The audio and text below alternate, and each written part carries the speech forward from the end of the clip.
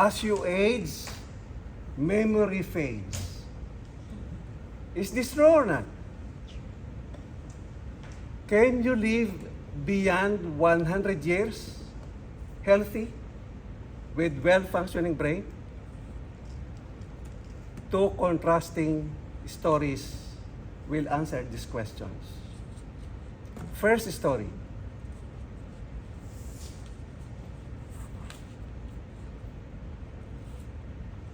Joe enjoyed his life from age 30 to 60.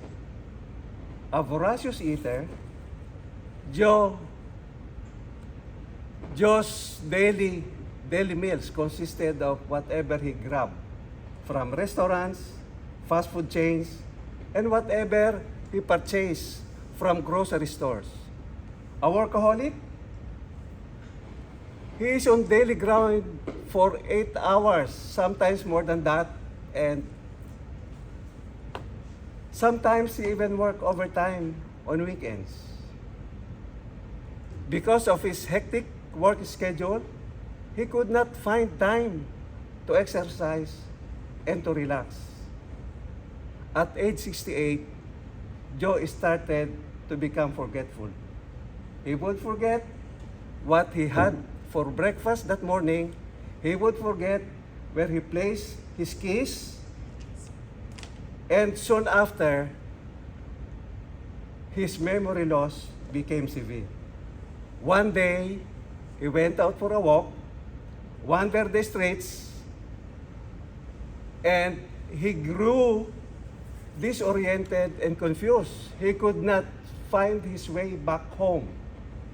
Every member of his household became frantic. Everyone was looking for him.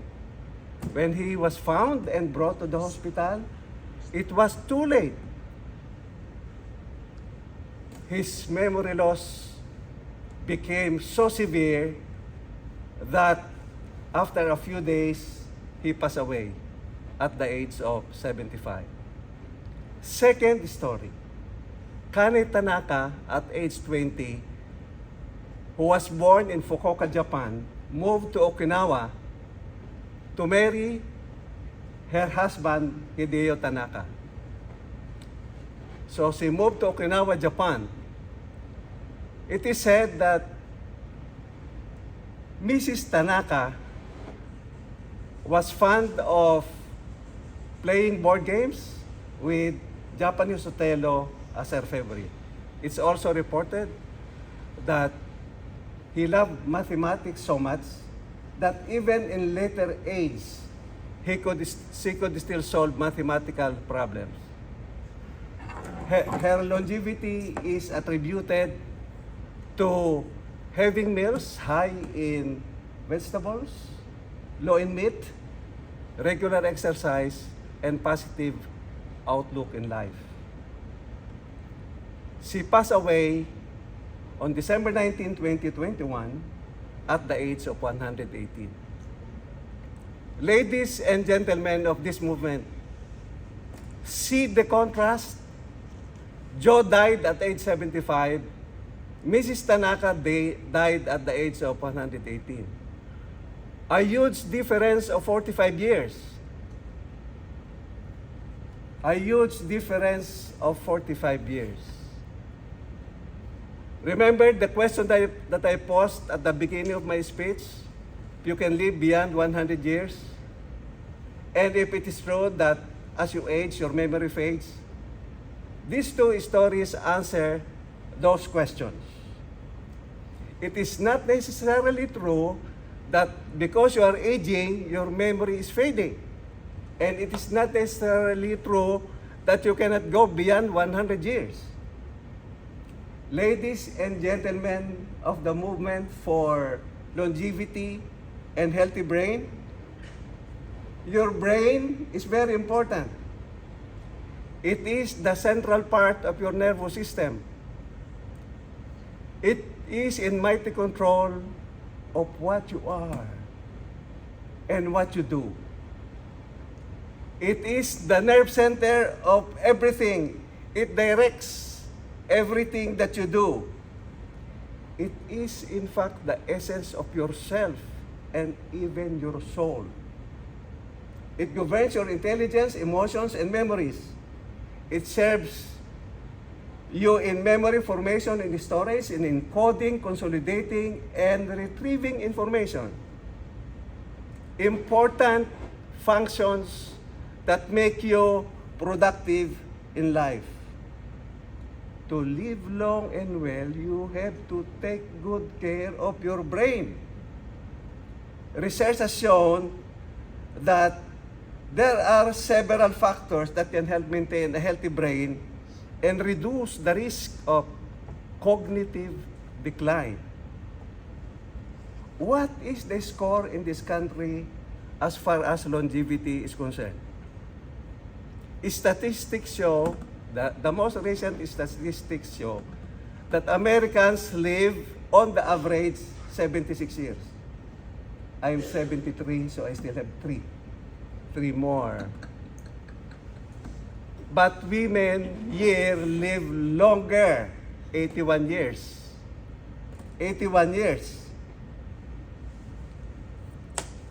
How does this record compare with 5 places in the world? There are 5 places in the world where men and women live the longest.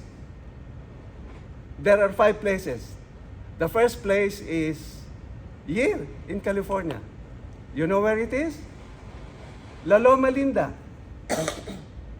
La Loma Linda is the home of the Seventh-day Adventists, a very religious people whose life on the average is more than a decade compared to average Americans. The Seventh-day Adventist people live up to 79 years.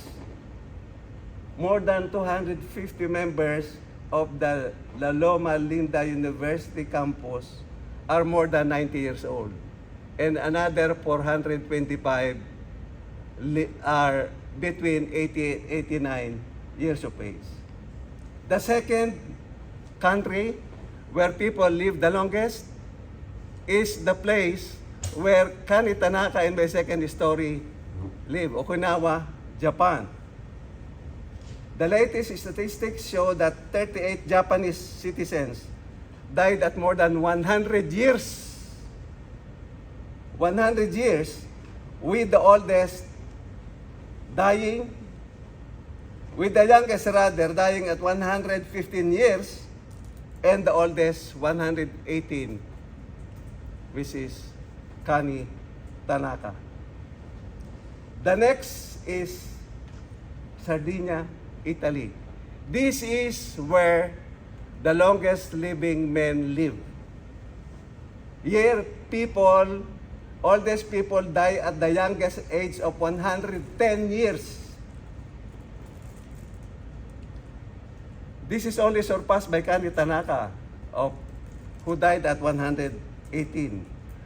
The oldest Italian died at the age of 117 years old.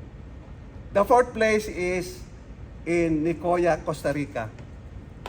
What makes people in Costa Rica last long is the water that they drink. They have special water which has so much calcium that's good to make bones stronger and healthier. That's why they live longer. And the daily meals of Costa Ricans are homemade corn tortillas, black beans, white rice, yams, papayas, and bananas. And the last one is in Icaria, Greece.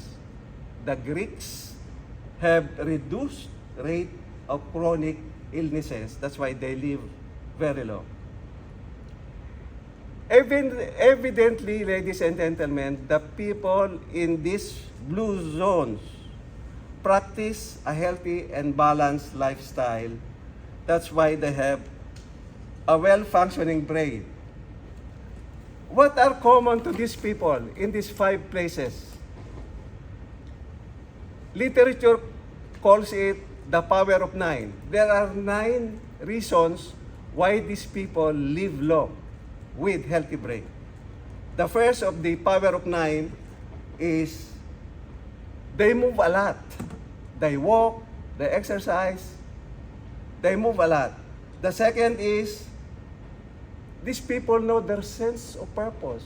They know the meaning of life. That's why they're motivated to live long, be healthy, take care of their brain. They know how to prioritize to relieve themselves of stress. And they eat only until 80% full. So they do not overeat. They reserve some space, 20%. And their diet is always plant-based. They drink alcohol in moderation. They connect with the community, as shown by the Seventh-day Adventists. They live in tight-knit communities because it's their support system. They put priority on family. It's family first. And they choose circles with healthy behavior so that you imbibe the practices from your friends who have good living habits. The power of 9 can be reduced into a sentence: healthy lifestyle and positive mental attitude. Ladies and gentlemen, since all of you don't live in any one of these blue zones, I'd like to suggest that you consider 10 points which I'll be discussing very briefly. It's on the screen. The first one is train your brain to learn new things. If you are more than 70 like myself, if you are retired or still working, what do? You can have some readings, play games, learn new skills. This will protect you from cognitive decline.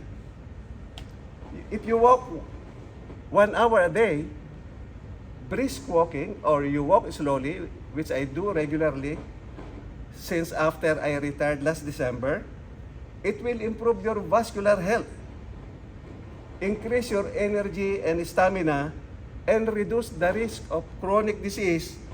It will improve your blood flow. Drink 8 glasses of water a day. We always hear that from our doctors. It will prevent you from getting hydrated. I was in the hospital last Monday because early in the morning, I had my blood test and I had an appointment with Miss Carson, and I was so excited because every time I meet this lady, who is like a daughter to me, it's always a stimulating conversation. I learn a lot from her. And when I went home at 4 o'clock, at 6:30 I was undressing, changing my clothes. I received a call from my doctor saying that I have to rush to the emergency room because my potassium level was very low. And they said that I was almost dehydrated. So 8 glasses of water a day is important. I was normal after 18 hours in the emergency room, in the regular room. The fourth is drinking green tea. Why green tea? It has antioxidant.